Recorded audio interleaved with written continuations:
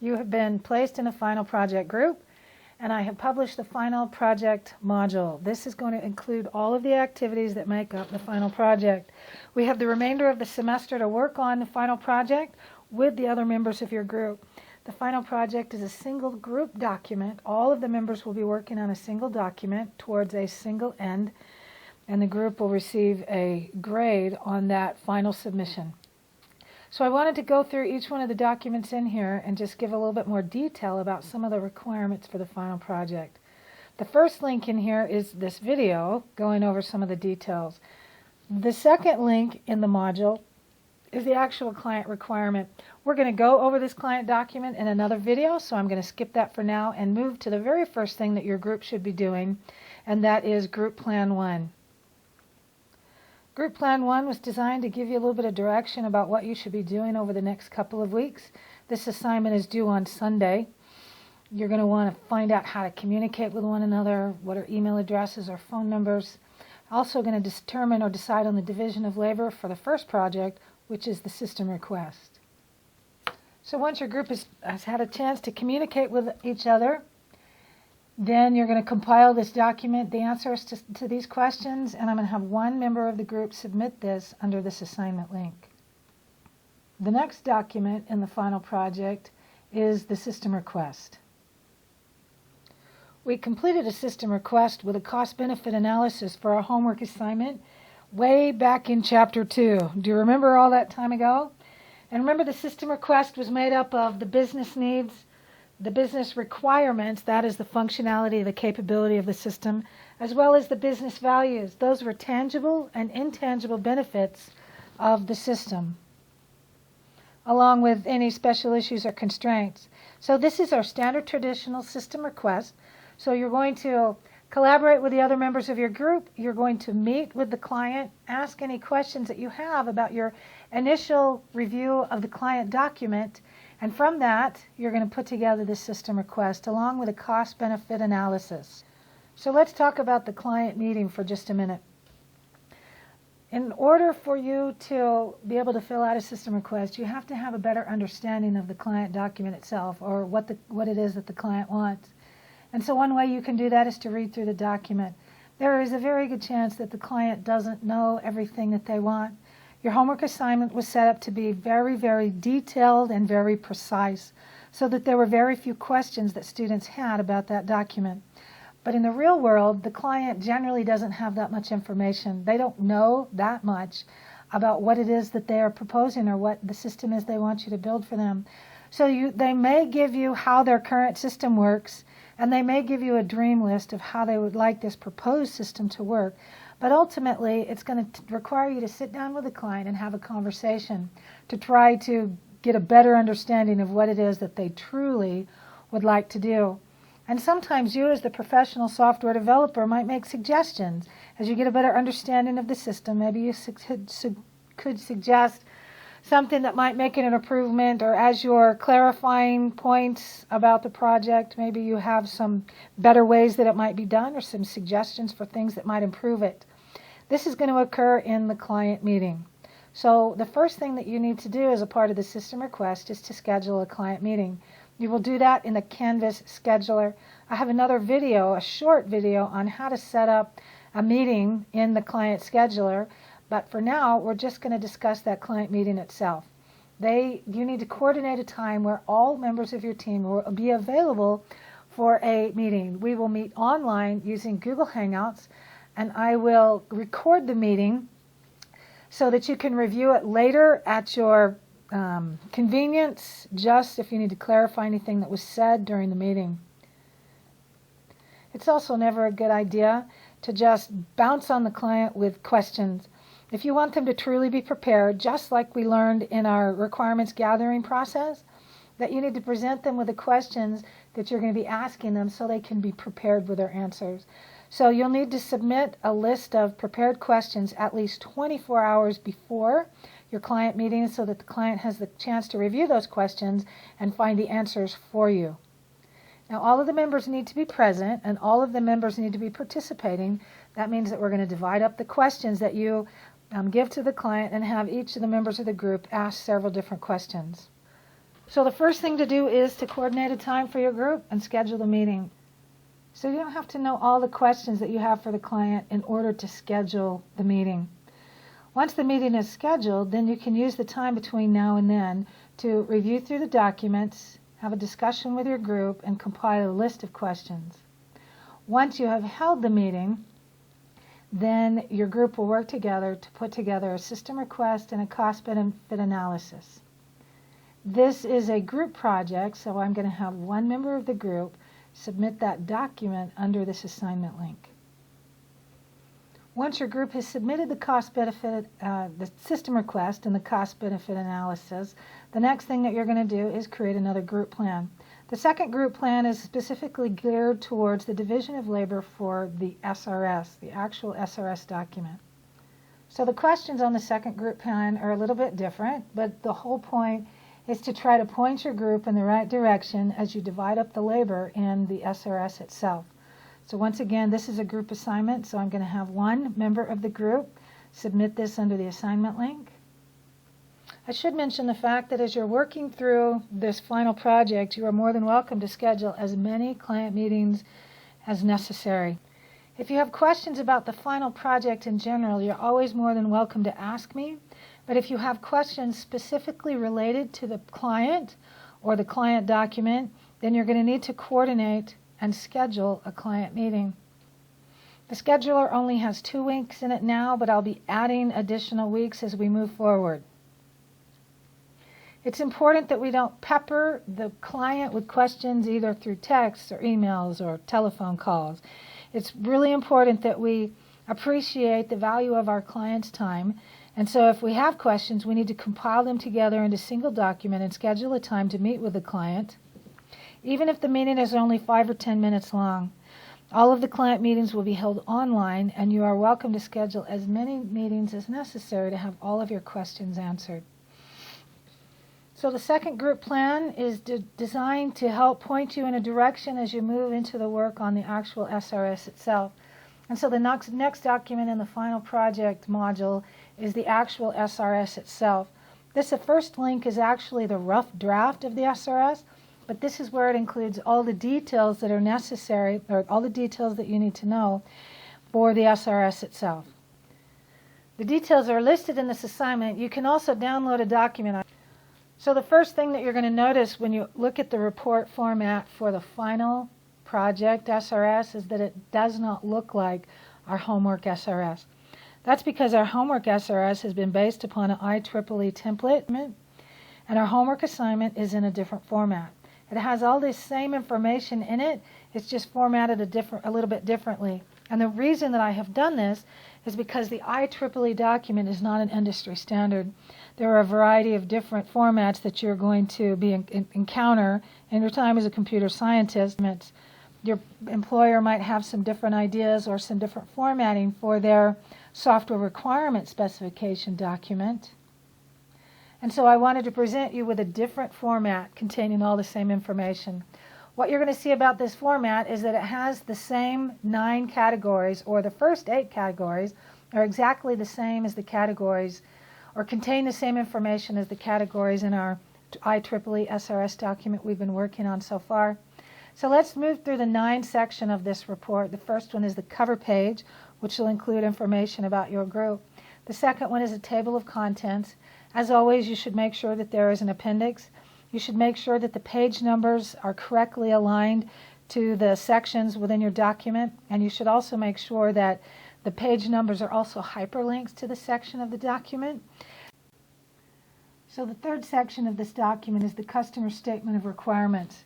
This needs to be a minimum of 2 pages long, and it's going to encompass the things that we have found in our original SRS in sections 2 and 3. The overall description and the system features. It will also include components of our cost-benefit analysis. So the customer statement of requirements is a high-level narrative about the project. So if we move down a little bit, we can see more information about this customer statement of requirements. So the first thing that I want you to keep in mind is, once again, don't assume that we have a technical audience. So you're going to want to avoid any kind of technical jargon. You're going to want to clearly define any of the terms that you use, and you're going to want, to the best of your ability, to use non-technical terms and to describe things in a very high-level sort of language. I would encourage you to start with the current system as it exists and then expand into how your proposed system is going to solve those problems, just like we did in the introduction of our IEEE SRS. As I said, you're going to incorporate the results of your feasibility studies, your cost-benefit analysis, and your break-even graph in the customer statement of requirements. You're also going to include the system features that we saw in Section 3 of our document. And the system features was made up of all of the functionalities that each one of the users within the system should be able to perform. So the customer statement of requirement needs to be at a minimum 2 pages long, but I don't want to limit you to 2 pages if you want to expand on the details of the system. But as stated, the report should be self-contained. Don't direct them to any references that are outside of this document. If you have other things that you want them to reference, they should be added to the appendix section. So if you're going to include diagrams of requirement, don't just put the diagram in there and expect the reader to be able to understand what it is. You should provide some kind of a casual description describing or explaining what the graph means or the chart means and how it is relevant to the user, to the reader. So this customer statement of requirements pulls together a lot of the information that we had in Sections 2 and Sections 3 of our IEEE SRS, as well as our feasibility analysis and our cost-benefit analysis. The 4th section of our final project SRS is going to be the glossary of terms.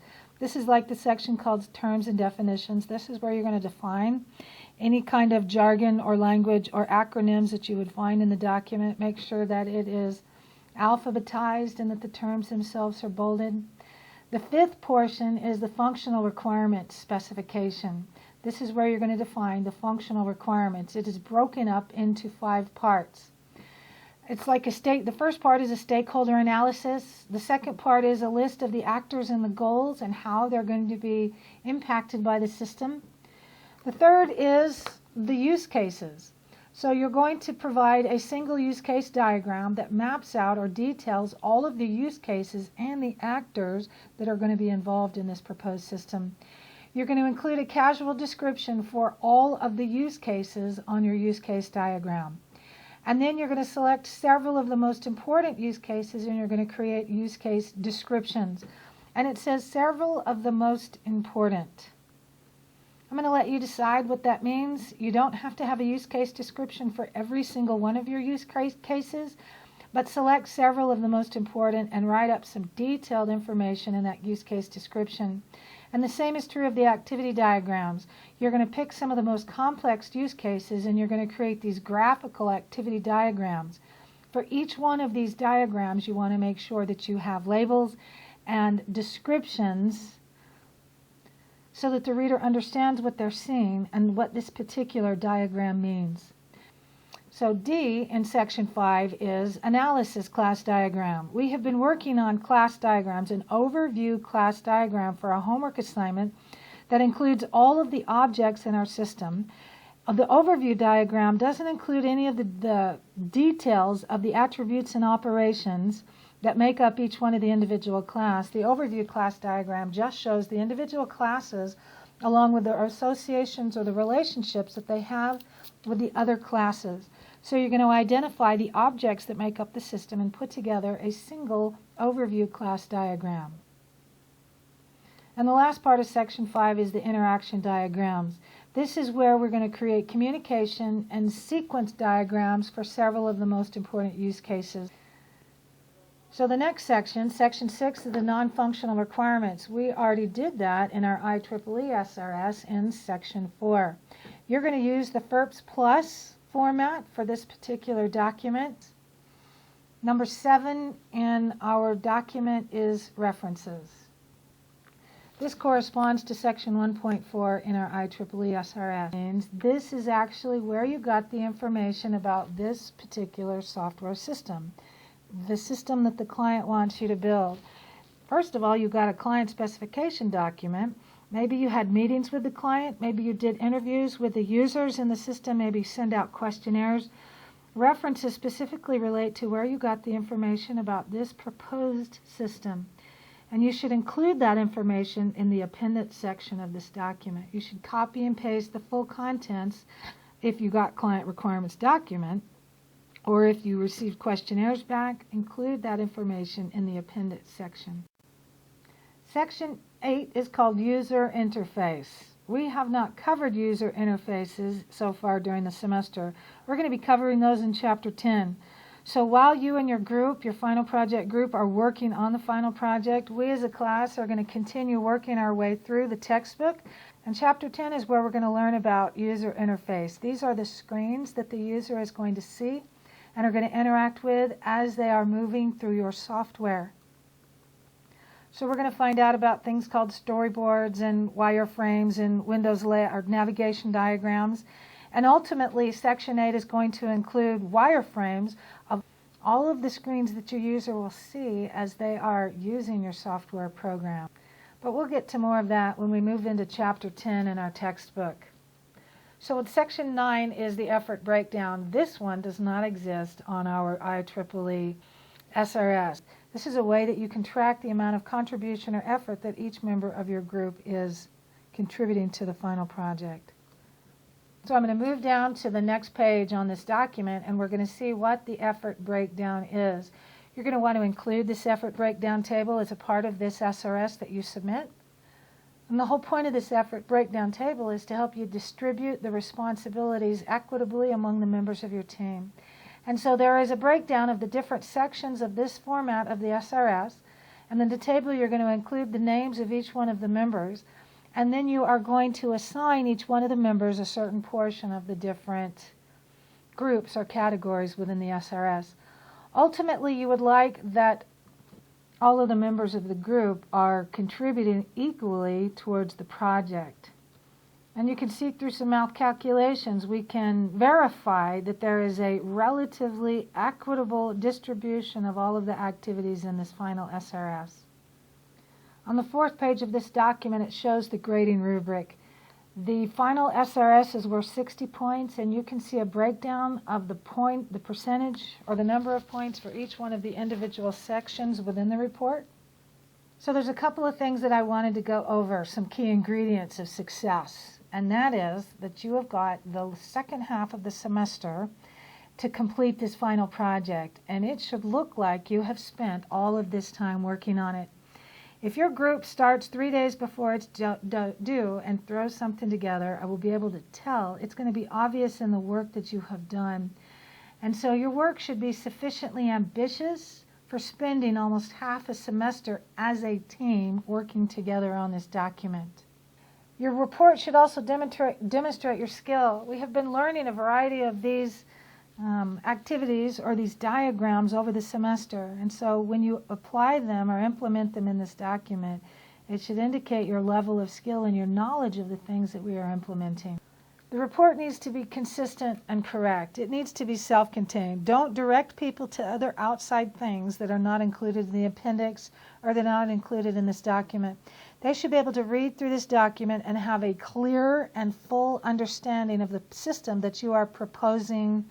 So you want to make sure that the information in here is complete and accurate to the best of your ability. You also want to make sure that all of the members of the team have a clear understanding of the entire document, not just a portion of the document that they may have been working on. And the last thing is that the document needs to look professional. All of the graphs, all of the charts, all of the spreadsheets need to be electronically created. We're going to be creating our user interface first by hand, but ultimately we're going to be doing the wireframes electronically.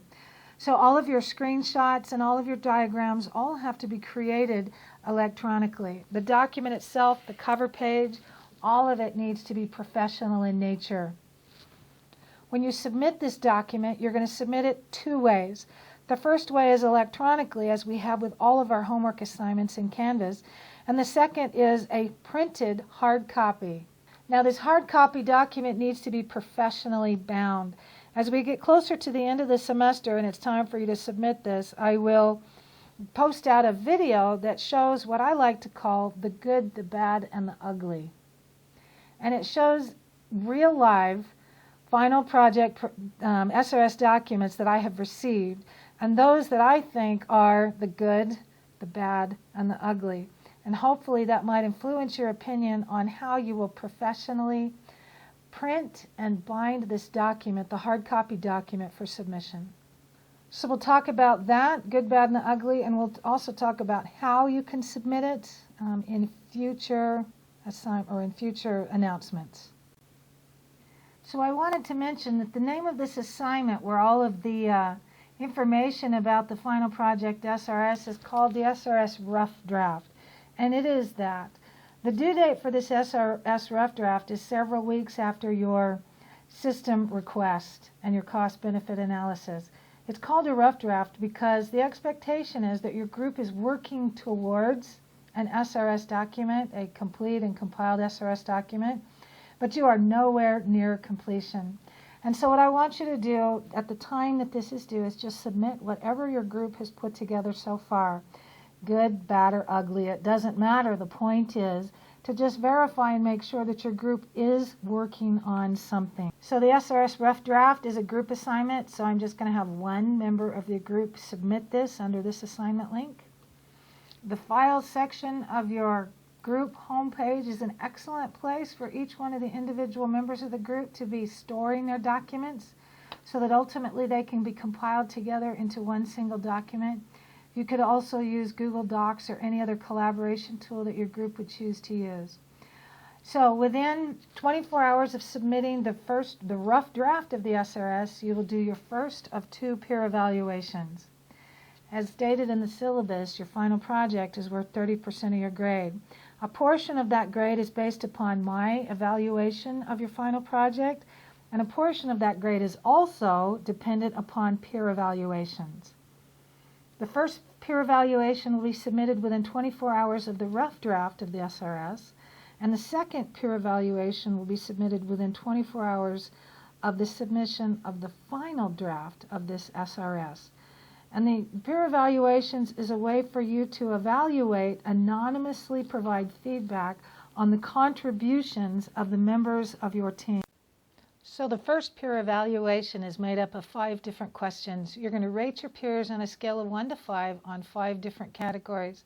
So you put the names of the student or the members of your team in the individual columns, and on the yellow highlighted line you're going to rate them on a scale of 1 to 5 in 5 different categories. The 6th one is to be used if this team member has stepped up as a leader within the group. And then the 7th category is submitting your personal comments or feedbacks about that particular group member.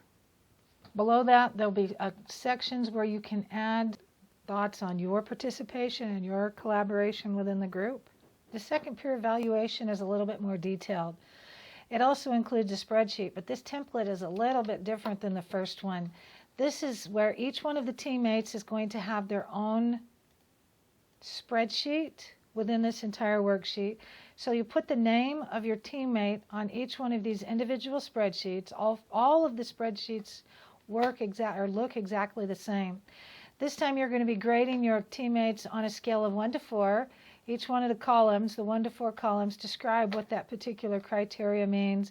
And for this one particular teammate on this one particular worksheet, you're going to give them a 1 to 4 scale on a variety of different categories. And then finally, you're going to have 10 total points that you can distribute between all of the members of your team. And so you can give 10 points to one person, or you can scatter them 2 points each, or 3 points for this and 0 points for this team member.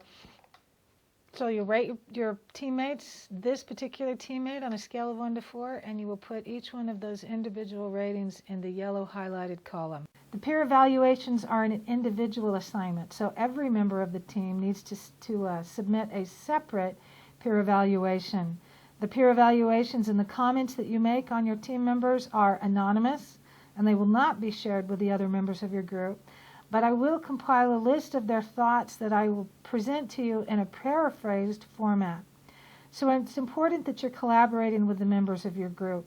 Because your group can get an excellent grade on this final project, and individual members can still get poor grades if they have not contributed to the group. If you have people that never show up or people that never contribute, these peer evaluations will reflect their lack of participation in the group. And then their grade on the final project will reflect their lack of participation.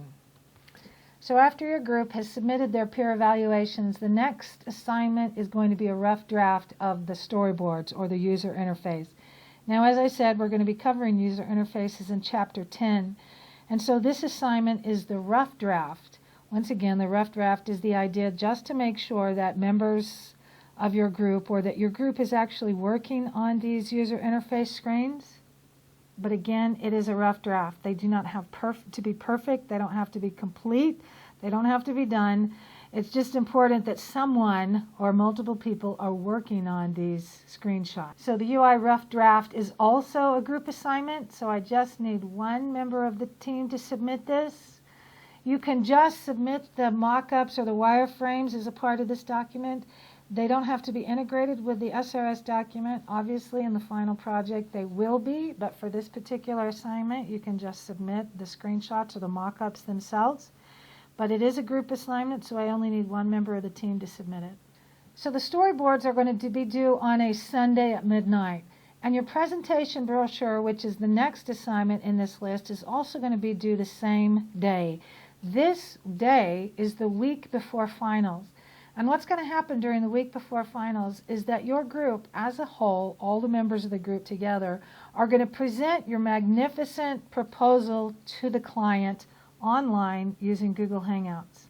You can create the presentation in Microsoft presentation, or you can use, a PowerPoint presentation, or you can use Prezi, or you can use any other presentation tool that you would like to.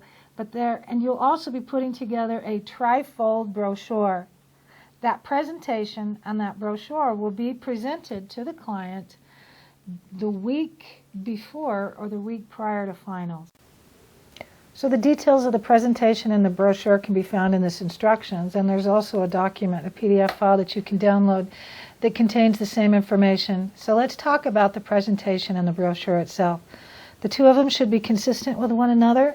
The presentation is a series of slides that you're going to present to your client during the client meeting, during the client presentation, where you are trying to convince them that this proposed project is the one that they should be choosing. The brochure is the takeaway that you would hand to them as they walk out the door to help remember the information that has been presented in the presentation. You're going to do the presentation and give them the brochure before they ever have access to the SRS document. That is the one that will contain all of the details of the proposed system. So the presentation is just an overview that is trying to sell them on your proposed system, and then the brochure is the takeaway from that to help remind them of the important points of the presentation. So let's go over the details or the requirements of both the presentation and the brochure. As I said earlier, you can use Microsoft PowerPoint, or you can use Prezi or any other presentation tool, but there are some areas that must be included in that presentation. First of all, you have to have introductions of all of your team members. You need to include a section on the project background and an overview. So this could be some comments or some thoughts on the current system as is and some of the features of your proposed system. The next one is a feasibility study. You need to include some information about the cost-benefit analysis and if there are any hardware purchases that need to be made, or maybe the return on their investment. And then the general system functionality. This is where you're going to include a list of the details of the functionality of your proposed system. And then you'll include screenshots or mock-ups of the screens that the user will be moving through as they use your system. And the last section needs to be giving the client some time to ask any questions. The entire presentation should last right around 20 minutes. This is including the time that it would take for the client to ask any questions. Your group would be marked down if your presentation lasts for 9 minutes. and your group would be marked down if your presentation lasts for 35 minutes. You need to be very aware of the client's time, so don't go over time, but you also can use the full entire 20 minutes to present to your client. So I would encourage you to practice and time each one of your presentations so you have it lasting roughly around 20 minutes. So this document does mention the fact that there is a humorous video for how to create an effective presentation. You're going to have to go back into the original instructions and the Canvas link in order to be able to see that hyperlink to the actual humorous video. It is worth your watch. I think it lasts about 4 minutes, and it gives you some really good pointers, some reasonably humorous pointers on things that you should not do when you're creating presentations. I have also included some bulleted lists of things that will help you make your presentation as professional as possible. The first one is presentations are not entire documents, so do not pack the slides with a dense amount of information. If you put too much information on the slide, the viewer is going to be reading your slide instead of listening to the presenter speak. So the next thing is don't read your slides yourself. The idea is that there should just be a couple of words on each one of the bullet points, and then you are going to expand on the content. Do not read your slides. Also, don't turn around and point at your presentation. You're going to have a computer monitor or a laptop in front of you that should show you exactly what the viewer is seeing behind you. So don't turn around and point at anything. If you need to highlight specific areas, Microsoft PowerPoint does have some tools that you can use where you could draw on the screen, or you can add animation that would highlight certain features at a certain point in time to draw the viewer's attention. You also don't want to get too technical, so don't put a bunch of cost-benefit analysis with lines drawn everywhere if you're not going to describe what it means. So you should be expanding on the content or narrating to the viewer what the content of the slides are. Remember, the technical information is going to come in the SRS. The presentation itself is just a tool that you're using to try to sell the client on your proposed system. The next thing is not to use technical jargon. Once again, we're creating the SRS for a non-technical audience, and we're going to make the assumption that all of the client team that is sitting in the room with you is also non-technical, and so you are not going to use a lot of technical jargon as you're doing this presentation. And so, for the user, the screens that they see, the user interface is the system. They don't know about all of the back-end things that are going on. And so you're going to find out that your user interface and the screenshots that you put in your presentation are going to be a major selling point. They're going to present the appeal to the user because it's going to be a visual representation of what the system looks like. Of course, they want to know what it can do, but equally or perhaps even more important is how it looks and how easy it is going to be to use. I'll present feedback to you within 24 hours of your presentation so that you can make any modifications necessary to your original SRS and submit the SRS by the time it's due during finals week. I would encourage you not to print out the copy of your SRS until after you have done your client presentation, because the potential exists that you may need to make changes to that SRS, and I don't want you to have to print it out more than once. So let's talk about the brochure. It is a tri-fold brochure. I would encourage you not to use, when you print it out in full color, I would encourage you not to use too heavy of a cardstock, because if the cardstock or the paper that you printed on is too heavy, when you fold it into the tri-fold, it will actually rip the seam or rip the crease. The tri-fold brochure is literally an 8.5 by 11-inch sheet of paper that has been folded into thirds. That's going to give you 6 pages of real estate, 3 on the front, 3 on the back of this sheet of paper, to present information to the client. I would encourage you to use full advantage of all 6 pages to present as much information to the client that they can take with them back to their office. Of course, that's going to include contact information about your development team, so the client can get a hold of you in the future to let you know that you have won the contract. So at the end of the presentation, when you give the client the tri-fold brochure, it should be consistent with or reflect the information that they have just seen in the presentation. There should be familiar images, familiar coloring, familiar fonts. It should be similar to the presentation so that they can see this brochure they're going to take away with them and take back to their office. And it's going to remind them of the important points in your brochure. So the two of them should be consistent. Both the presentation and the trifold brochure need to be submitted electronically before you actually do the presentation in person or online, with the client. As I mentioned earlier, the due date says that it's Sunday of the week that we will be doing the presentations, but it's not actually due until right before you do your presentation. So again, the presentation is a group project, so one member of the group is going to submit the presentation and the brochure electronically in Canvas before you have your client presentation meeting. So these are the assignments that make up the final project. You're going to find out that there are 3 milestones in the process as you're working together for a final project submission during finals week. The first milestone is the system request. This assures that your group has gotten together and has read through the client requirements and then met with the client to get a better understanding of what the proposed system should be about, and then pulled together a system request with a cost-benefit analysis.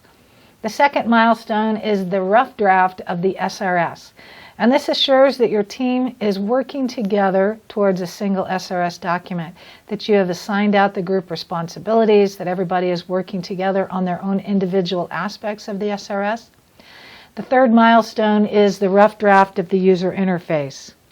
This assures that your team is continuing to work on the SRS document as well as the screens that the user will see as they are moving through the software that you are going to be developing. You'll do the client presentations during the week before finals, and then you will present the final draft of the SRS during finals week. The due dates are on each one of the individual assignments, so I would strongly encourage you to work together with your team to map out and make sure that you're meeting these due dates. As always, you're more than welcome to ask me any questions that you have about the final project. If you have any questions related to the client requirements themselves, to the individual client, your group will need to put together and schedule a client meeting. Do not pepper the client with questions through text messages or cell phone calls or emails. If you have questions about the client requirements, your group is going to have to schedule a client meeting. But if you have questions about the final project itself, or for that matter, questions about any of the remaining homework assignments that we'll be working on through the remainder of the semester, you're more than welcome to ask me those at any point in time.